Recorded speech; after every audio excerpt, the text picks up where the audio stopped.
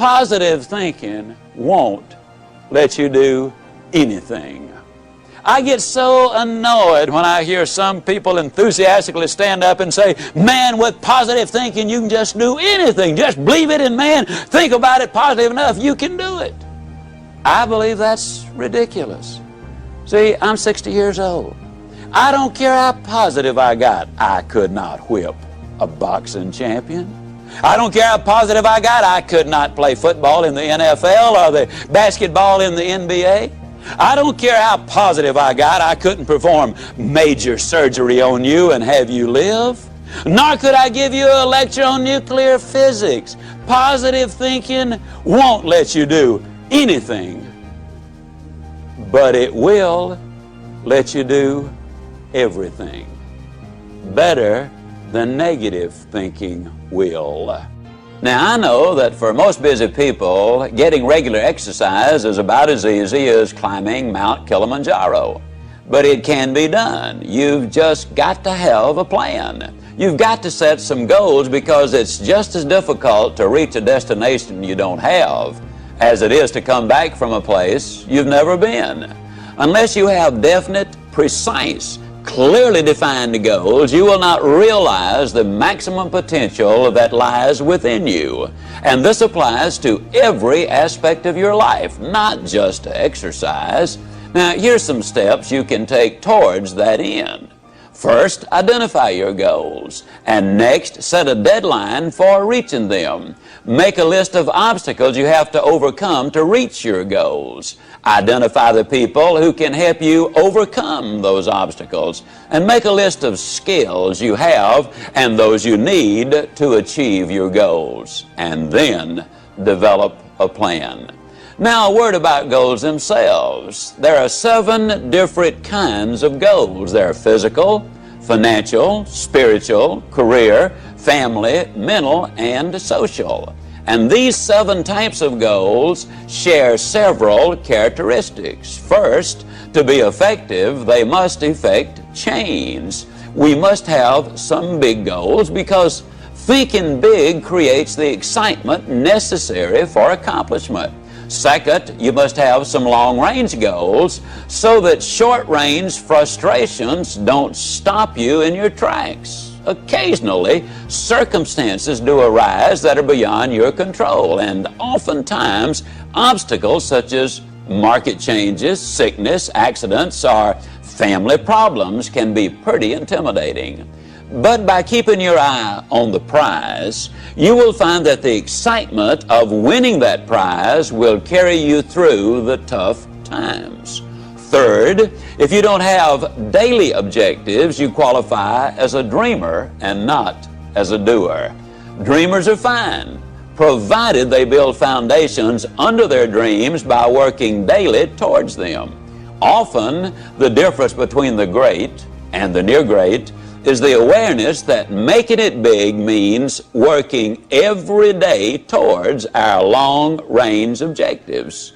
And 4, your goals must be specific, not vague or general. If you want a new home, for example, know every detail of that house. How many square feet, number of rooms and bathrooms, the shape of the living room, the type and kind of lot, its location. If it's a car you're dreaming about, picture the make, the model, the color, and every option you want it to have.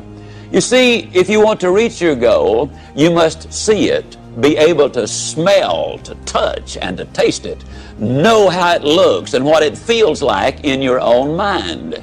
Before you can reach that goal, you see, it is true that whether you think you can or think you can't, you are generally right. Step number 6, you need to feed your mind with the good, the clean, the pure, the powerful, and the positive. Let me ask you a question. If I were to come into your living room one day with a pail of garbage and dump it on your living room floor, what do you think you'd do? I bet I can answer the question. You would either get your gun and say to me, now Ziegler, I'll bet you can clean that up.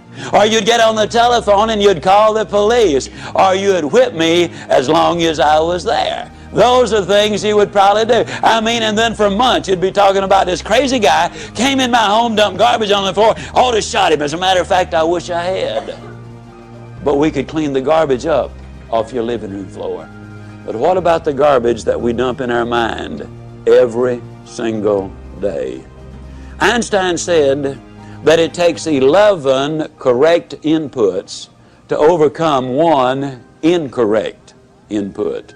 And a lot of the things which go in our minds and in our children's minds is not a thing in the world but pure garbage. I would ask you to do this. Evaluate what you read and what you view. Evaluate it in this light. Will this really help me to accomplish my objectives in life? Or is this going to be a deterrent to me accomplishing my objectives in life?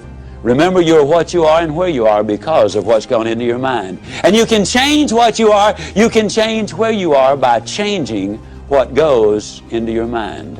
Now, as you probably suspect, I'm an absolute enthusiast about the cassette recorder. I believe it's the most fascinating educational tool that we have in our country.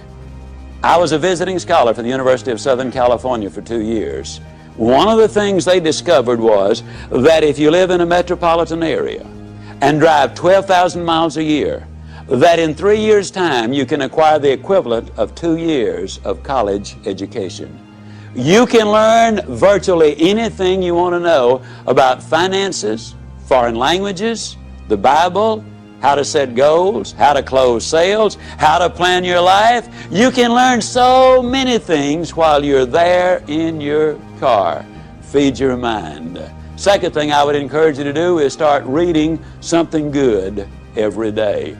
Did you know if you read 20 minutes a day and you're an average reader, that at the end of the year you will have read 20 200-page books, and that the average American only reads one good book a year?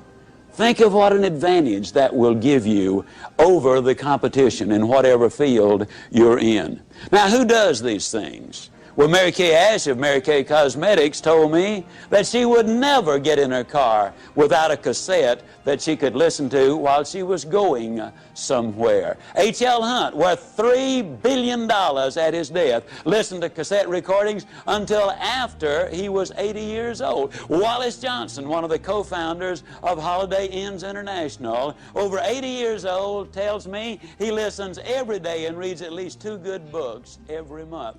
Alan Bean, one of the astronauts who walked on the moon, told me that the astronauts on their way to the moon and back, and please understand, these people have the best